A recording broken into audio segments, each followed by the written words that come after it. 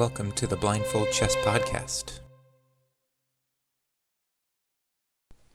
This week, we are looking at a rising star, a three-time U.S. women's chess champion, the youngest female player to defeat a Grandmaster, the youngest American woman in history to earn the International Master title, all before the age of 22, Carissa Yip. Carissa was born in 2003 in Boston. She learned to play chess at the age of 7 when her father taught her, and in no time she was beating him. In an interview with the Filipinian, she said, quote, "My parents were skeptical because to get into chess club, you had to actually know how the pieces move, and I had no clue how that worked. So what happened was my dad ended up learning how to play first, and he taught me how the pieces move. And then, at first, I really liked it because I was beating everyone. I guess that's how my passion for chess started." End quote. By the time she was 8, she was the highest rated player at her age in the country. In 2014, at the age of 10, she was the youngest American female player to reach the U.S. Chess Expert rating, which is a United States chess rating of 2,000. That same year, she became the club champion of the Wachusett Chess Club in Fitchburg, Massachusetts, with a perfect 7-0 score and a performance rating of 2360, and that's U.S. chess rating. Toward the end of 2014, she collected her first victory against a Grandmaster at the New England Open. In round 1, the 21-26 rated Yip defeated the 25-77 rated Alexander Ivanov. By winning this game, she became the youngest female to ever beat a Grandmaster. Ivanov would later win the 7th-round tournament 5.5 out of 7, while Carissa finished toward the middle of the pack. In 2015, at the age of 11, she became the youngest female to earn her National Master title, which required a United States chess rating of 2200. In 2016, when she was 12 years old, she competed in her first U.S. Women's Chess Championship. She finished with a 4.5 out of 11 score and ended up in 9th place out of 12. The next year, she got her second bout at the U.S. Women's Championship, this time finishing in 11th out of 12 with a score of 4 out of 11. 2018 was a very busy year for the up-and-comer. In June, she won first at the Charlotte Chess Center's 2018 International Master Norm event. By winning, she picked up her final Women's International Master Norm and her first Women's Grandmaster Norm, as well as her first International Master Norm. 1 month later, the FIDE Master Yip won the U.S. Junior Girls Championship with a score of 7 out of 9, and she also won the World Open Women's Championship in Philadelphia. In 2019, she earned her Women's Grandmaster title by winning the North American Junior Girls Championship with an 8.5 out of 9 score. The Women's Grandmaster title requires a FIDE rating above 2300 and winning at least 3 tournaments with a performance rating of 2400 FIDE. Carissa also played in the 2019 Susan Polgar Institute for Chess Excellence Cup, also known as the Spice Cup, where she scored 5 out of 9, earning her International Master title. By earning her IM title at the age of 16, she became the youngest American to earn that title, edging out Irina Krush's record. For reference, the International Master title requires a FIDE rating of 2400 and at least 3 tournaments where she had a performance rating above 2450. At the U.S. Junior Girls Championship, she finished with a score of 7.5 out of 9, which won the event. And she also played in the U.S. Women's Championship. This time, Carissa finished in 8th out of 12 with a 4.5 out of 11 score. 2020, she began the U.S. Junior Girls Championship with the same score of 7.5 out of 9, But this time at the U.S. Women's Championship, she finished with a score of 8 out of 11, finishing a half a point behind the winner, Irina Krush. In 2021, she was invited to play in the FIDE Women's World Cup, a 103-player knockout tournament where she came in as the 28th seed. She easily made it through rounds 1 and 2, picking up $3,750 for winning round 1, $5,000 for winning round 2, and then in round 3 she met Nana Zadnigze before getting eliminated. Carissa popped off at the U.S. Women's Championship of 2021. She defeated 4 former U.S. Women's Champions, including Irina Krush, Anna Zatonsky, Nasi Pakidze, and Sabrina Fäuser, the first person to defeat 4 champions at a U.S. Women's Championship event en route to winning her first U.S. Women's Championship by a full 1.5 points ahead of the rest of the field. In 2022, she played on board 3 in the 44th Chess Olympiad, with Team USA coming in 4th place. That same year, she also enrolled at Stanford University, so now she was balancing her schooling as well as playing chess. 2023 was another busy year for Carissa. She finished in a tie for 3rd at the U.S. Junior Girls Championship, and she qualified for the Women's World Cup, where she was eliminated in the 2nd round. She also participated in the FIDE World Junior Chess Championship, where she earned a silver medal.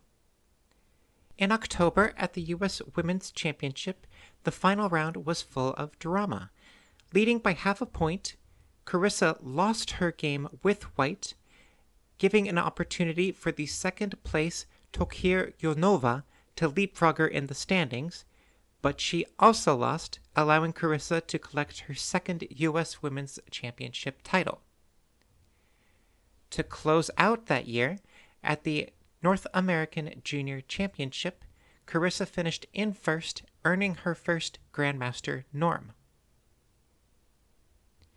Last year, in 2024, she played in the 45th Women's Olympiad, earning an individual gold medal and a team bronze medal with a score of 10 out of 11 and a performance rating of 26.34. She also absolutely dominated the U.S. Women's Championship by winning her first 8 games in a row. She finished the tournament with a half point in the final 3 rounds, and she still won the title by a full point. Earlier this year at the 2025 Carnes Cup, which is advertised as the strongest women's tournament on American soil, Carissa had a 1.5 out of 4 start. She wasn't feeling well and saw a doctor, but continued to power through the tournament, and in the final 5 rounds, she scored 4 points, rallying her from the bottom of the standings to winning the tournament and taking home a $65,000 grand prize and earning her 2nd Grandmaster norm. She also decided to move to St. Louis, which is the chess capital of the United States, and take a break from college to focus on her chess career. In an interview with St. Louis Magazine, she said, quote, "I've always wanted to balance academics and chess at the same time. It became clear that it was increasingly impossible to be able to do both properly, so I ended up deciding to take time off of school to go all in on chess." End quote. And that is where she is today. 2 Grandmaster norms, the 21st highest rated woman in the world, the highest rated woman in U.S. chess by a 40-point margin, and focused on more. Another fun fact, she and Irina Krush were on an episode of The Price is Right, an American television game show back in January of 2023. Carissa has labeled her style of play as tactical and aggressive. In an interview with ChessBase, she has said she doesn't think she is a super solid player. Quote, "I tried to keep things dynamic and risky. There are always tricks, tactics that I could go for. Some people might say that a position is positionally lost, but as long as there is a sparkle of hope in the position, I feel like I can keep going as long as I keep the dynamic play up. I think I do my best in those situations where the position is just full of life, possibilities, and ideas." End quote. That segues us to our game for this week, where we are going back to the 2017 USA Cadet Championship. Carissa Yip versus Christopher Shen. Now, if we're ready, let's begin. One, pawn to e4.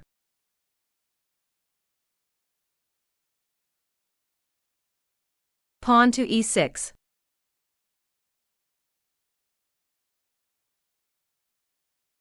Pawn to d4.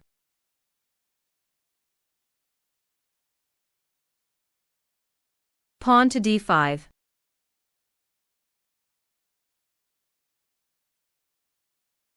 Three, knight d2.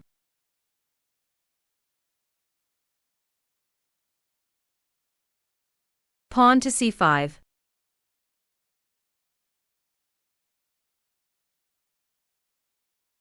Four, pawn e captures d5.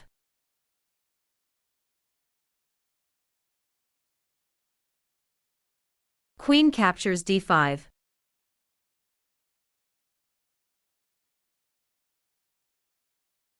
Five, knight g to f3.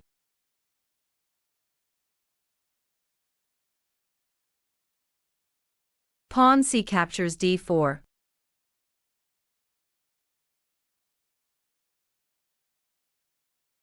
Six, bishop c4.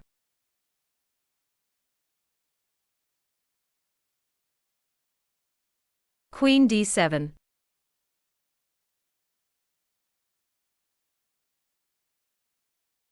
Seven, castle kingside.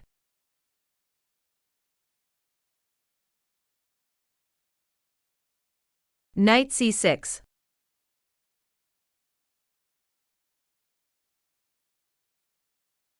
Eight, knight b3. How many pieces are attacking and defending the pawn that is on d4?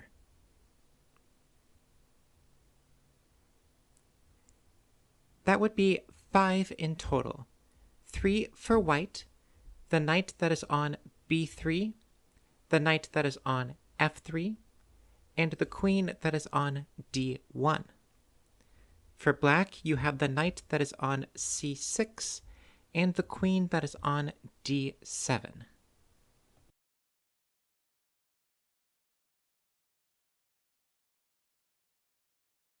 Pawn to a6.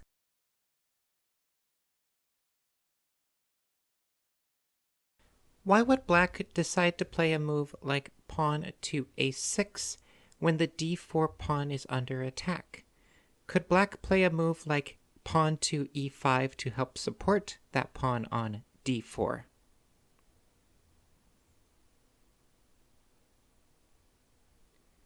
Playing a move like pawn to e5 fails tactically. White could play knight captures on e5, black would play knight captures on e5, then white can play rook to e1, pinning the knight to the king. If black were to try to defend it with like pawn to f6, then white can play pawn to f4, going up a piece.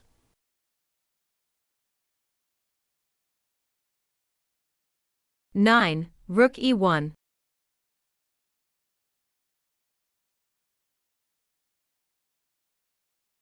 Knight f6.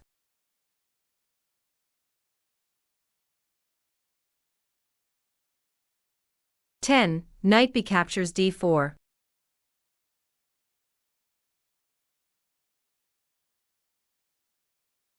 Knight captures d4.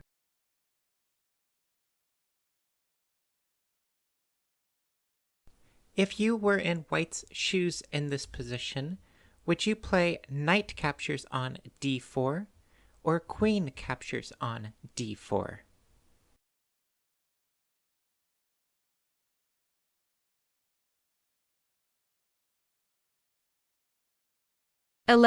Knight captures d4.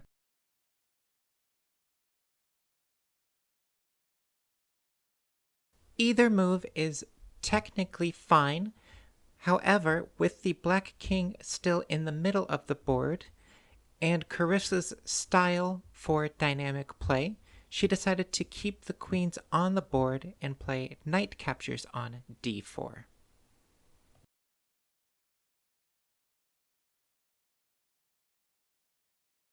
Queen c7.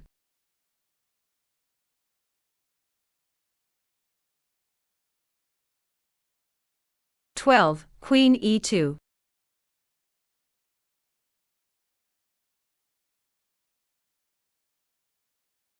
Bishop d7.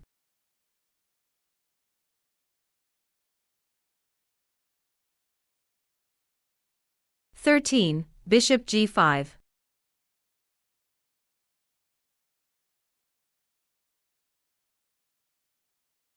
Castle queenside.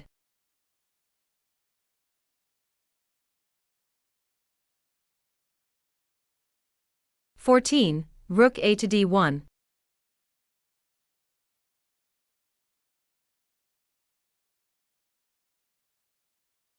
Bishop d6.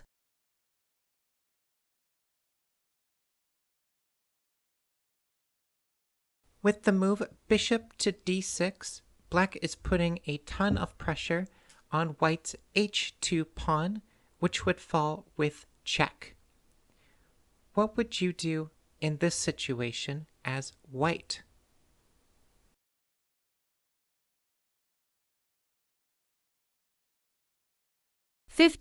Bishop captures a6.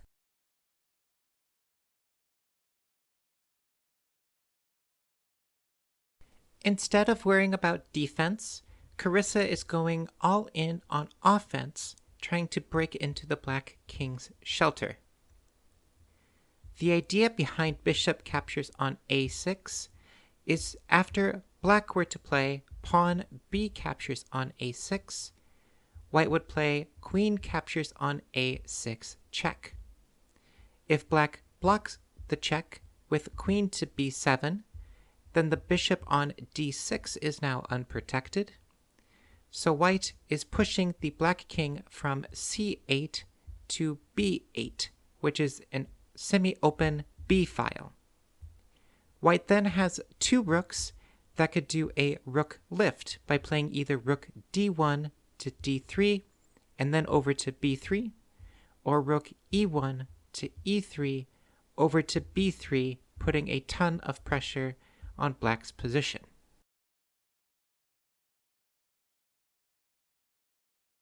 Bishop b4. Black's move of bishop to b4 helps discourage white's plan of doing a rook lift. Kinda.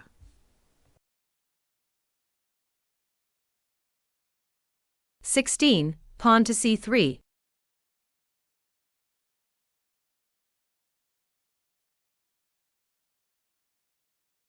Bishop d6.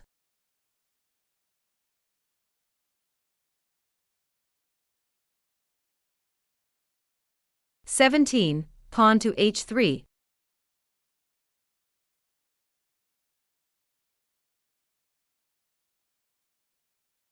Pawn b captures a6.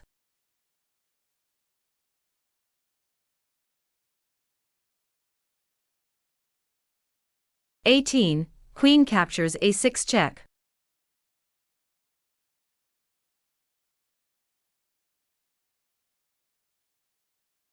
King b8.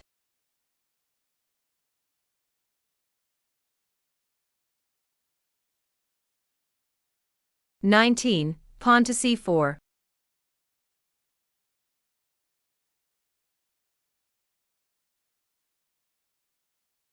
Bishop c5.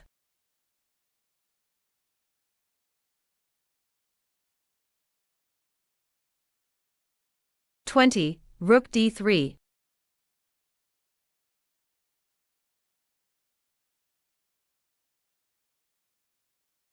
Bishop A4.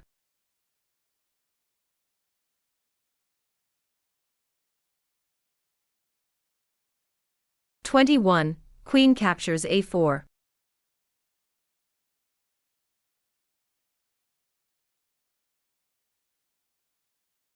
Rook captures D4.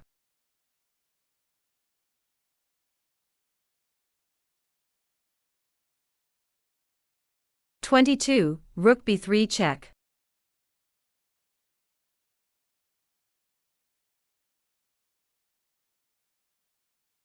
Bishop B6.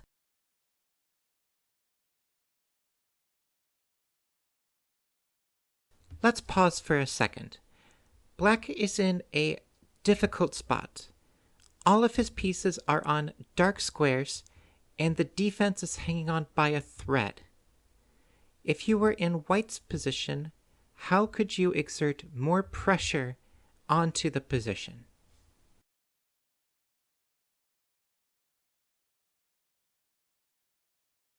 (23) Bishop E3.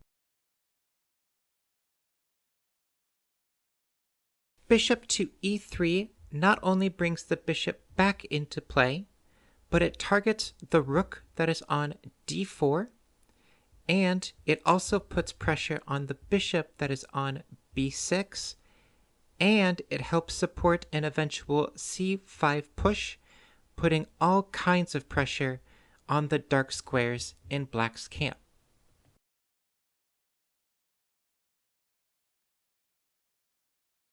Rook D6.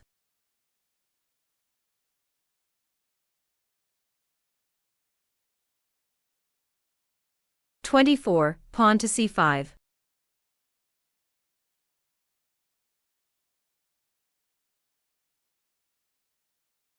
Rook C6.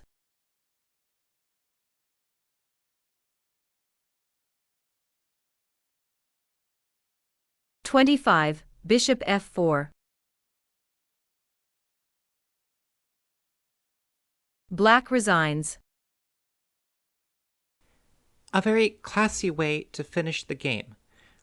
Rather than staying and focusing on picking up a free piece, White is able to pin the black queen to the black king with her dark square bishop. There was a lot of dynamic play that was on display in this game, which, if you were to look at any of Carissa's games, you can see that theme. With 3 U.S. Women's Championship titles already under her belt, being the highest-rated woman player in the United States, the youngest at the time to earn her International Master title, and being 1 norm away from her Grandmaster title, it feels as though Carissa Yip's career will only be going up in the near future. So that is all that we have for this week. Tune in next time where we will continue to work on our blindfold skills and look at another game of the Masters.